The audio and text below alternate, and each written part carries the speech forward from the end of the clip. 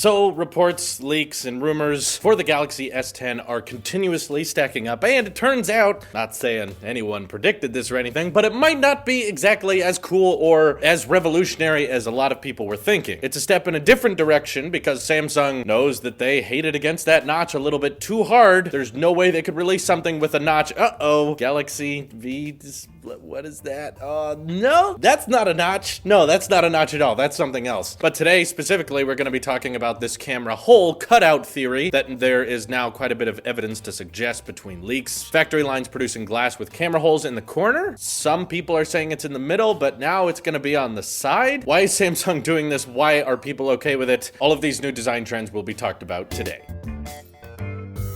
So Samsung is calling this the Infinity O display, which is basically the theory that, we want, obviously, a bezel-less design where there's no notch, where there's no camera cutout, and it's just a display that goes from edge to edge. And because someone in a boardroom meeting one time hypothetically discussed the idea that Samsung had the technology to put the sensors underneath the display and make that work, everyone ran with it and just assumed it was concrete evidence. Samsung, you changed the smartphone game again. You did it. You've accomplished it. You beat everyone to the punch. Well, not exactly. Maybe not quite there yet. While I do agree, Samsung is definitely one of the most innovative companies when it comes to new technologies and new patents and new display making techniques. They are definitely one of the best companies out there doing that. They were the first to do curved displays. They were some of the first phones to do infinity displays with minimal bezels. Samsung is also known, though, for not waiting around and thinking, is this actually worth it? They always seem to me to be very preoccupied with, can we do this, and never really should we do this? So obviously, like I mentioned, Samsung is very concerned with hopefully never adopting a notch because they critiqued other companies, particularly one, just one in a huge marketing campaign. So Samsung knows they can't pull a Google Pixel and then start doing notches themselves. That would be pretty embarrassing, especially given the S10 is rumored not to have a headphone jack after they critiqued everyone for removing it. So the hypocrisy is already going to be turned up a little bit, and the way YouTubers go around that issue is going to be very fascinating as well. YouTubers going, well, they put up a good fight. They kept it around for a little while, but it's okay that they're removing it now because everyone did it. So we'll give the iPhone 7 crap when it removes the headphone jack, but if Samsung does it, that's fine because they're just adapting to the times. Regardless, that's not what I'm here to talk about today. Obviously, it's still possible the S10 might have a headphone jack, which would at least be a tad more consistent with Samsung's ideology. Why are you critiquing people for removing something if you're gonna go ahead and do it anyway? That doesn't make it okay, that just makes it hypocritical. Anyway, this design technique of saying, no, we don't have a notch on the Galaxy S10, we just have a hole in the left top corner of the phone. It's not a notch, it's not a thicker bezel, it's literally just a hole in the display. And not only are a lot of the expectations not true that Samsung figured out how to stuff all of those sensors that you usually see at the top of a Samsung phone, they didn't figure out how to stuff all those underneath the display. I do think that eventually that could happen, and the technologies for that are probably in development right now, but a lot of you guys got a little bit too excited. That's not exactly what's happening. Samsung is simply going to make a hole in the display so the camera can look at you, embed the earpiece between the thin bezel and the aluminum chassis. And what about the iris scanner? Remember that biometric they launched with the Note 7, but then they had to take that down. But then they launched the Galaxy S8 with this new iris scanning technology that apparently works really well, works between face unlock and iris scanning partners. Well, they're just gonna remove it. Yeah,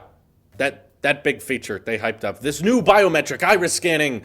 We also realize no one cares. We're moving into the direction of face unlock anyway. And also, I don't blame them for removing the iris scanner because honestly, it was a cool technology. It was an interesting biometric that they were moving from fingerprints to iris scanning of your eyes because everyone's is very unique. But it was very much not thought out like so many of the things Samsung does. They didn't stop and think, is iris scanning something we can improve upon in the long run? Is it something that can be more versatile as technology goes on, or is it kind of a dead-end technology? The reason I say that is because as someone who's used, I think, 3 phones now with iris scanners, I know that you have to hold them very, very specifically. In fact, to the point that the phone has to show you where your eyes are so that you know exactly how to hold the phone this way, how close to hold it, and it's constantly telling you, move closer, move further away, move closer, open your eyes wider, open your eyes wider. So I could tell this technology was gimmicky at best and likely wasn't the future. The other problem with iris scanning, similar to a lot lot of our complaints we had with Face ID that we still have with our iPhone XS and XS Max. Why can't Face ID work in landscape mode? It's just sending a big dot projector in our direction. Why can't Face ID work in a horizontal way? Luckily, Apple showed us that it is possible with the new iPad Pros, showing off that Face ID works in many more directions, both in landscape, upside down, portrait mode, more angles than Face ID on the iPhone can as well. So I'm excited to see the development of Face ID be taken even further, get faster, work from more angles in the 2019 iPhone lineup, because I see Face ID as something that can develop. It can get better over time. And as Apple has shown us, it can become much more versatile. Whereas iris scanning, because the scanners need your eyes to line up in a certain way, there was no real way they could adopt iris scanning to start working in more orientations, particularly landscape, because your eyes, you know, they're fixated like this. If you start flipping the tablet or you start flipping the phone over, suddenly the iris scanner is looking like this and your eyes aren't aligned in that way. So maybe more development could have been done to find a way to make iris scanning work in both orientations and in more ways. I definitely agree. It could have been possible. They could have figured it out, but we want more pixels, so screw it. We're gonna go back to just having the fingerprint reader underneath the display, and this one uses a different type of under display method that's supposed to be faster and more reliable than the method you'd see on the OnePlus 6T. At the end of the day, though, I'm sure it, for the most part, does the exact same thing. Unlocks with your fingerprint underneath the display, which is neat. It's cool, but it's available on other smartphones that are $550. And by the look of the Galaxy S9 pricing, I imagine the Galaxy S10, because this is so much more bezel-less and an infinite display, probably not going to be that cheap. Now, my argument for the camera hole versus the notch is not that one is better than the other, that I would prefer a notch or a camera hole is better. My point is they're really the same thing, Samsung. See, you critiqued other companies for years for having notches on their phone because it's an irregularity. You even did the joking Samsung and Genius ads where people have haircuts because their display is kind of bizarre. You know, it has a little intrusion at the top. It's to allow for cameras and resources, but suddenly when Samsung has an intrusion at the top of their phone, don't try to write it off as anything else. It is a hole. This is an irregularity. This is a thing that's not normally on displays. It's not something we're used to, but you put it there for the sake of having a camera or for the sake of adding more features that you still want on the front of the phone. The only difference now, though, is that that camera is not surrounded in bezel. Now you have a few extra pixels to wrap around your notch, but at the end of the day, it still is an irregularity. I don't think it's inherently better. I hope there's a way you can turn it off to the people who are playing games or watching videos. It's still gonna look like you have a bunch of dead pixels on your phone. It's just gonna look kind of weird. I'm not saying the notch is much better. You know, it's still an intrusion. Most of us get used to it and it just kind of stands out. But Samsung, if you're gonna critique people for making irregular displays so that they can have good front-facing features like front-facing cameras and biometrics, then you can't do the same thing and act like it's totally different. No.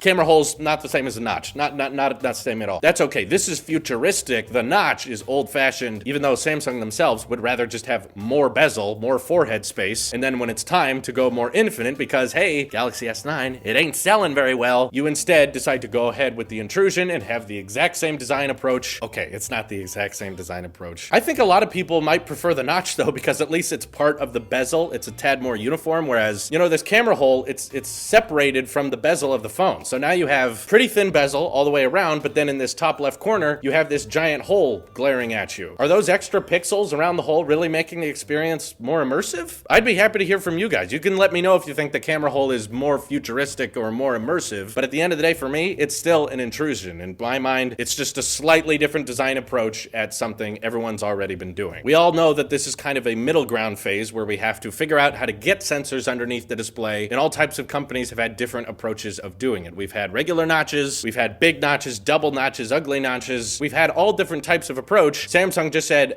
we can't add a notch because we keep bashing people with notches, so we're just gonna have a giant hole in the front of the display. And once again, not saying that the hole is worse, I'm just saying it's no different. It's just a different design approach to have front-facing sensors on a phone that you want to be bezel-less. So Samsung, basically, you're no different than everyone else, and you should be making fun of yourself. We should start making commercials now with people lining up for the new Samsung phone that have giant holes in their head on the top part right here that's just like a black hole of ugliness that's not usually there because your users, Samsung, are not used to seeing that there, and it is there now. And you know what? Most Galaxy users, they're gonna be fine with it. You're all probably defending it in the comments already. But if you're fine with it, that's great. I'm happy for you. It doesn't bother you, that's great. But don't then go off and complain about how iPhones have notches and that's somehow more distracting, because at the end of the day, you get used to it. It doesn't really impede your way of using the phone that much. And if you leave the tech community on YouTube, you'll discover most people don't care about these things anyway. So camera hole, normal smartphone notch. They're all basically the same thing unless it looks like the ugly Pixel 3 XL. That is distractingly bad and very, very, very frustrating because it's staring at you always. If you want to do a notch, I would say do it the OnePlus 6T method. That's so much better. It looks so much cleaner. But yeah, those are my thoughts on the Galaxy S10 camera hole approach. Turns out not quite as great as everyone was expecting. Don't get your hopes so high with Samsung. They're known to disappoint. Let me know what you guys think of this debate in the comments below. I'm sure we're going to have a very civil discussion about it, where no one's intelligence is ever insulted. This is your Apple Sheep here. I'll see you in the next one.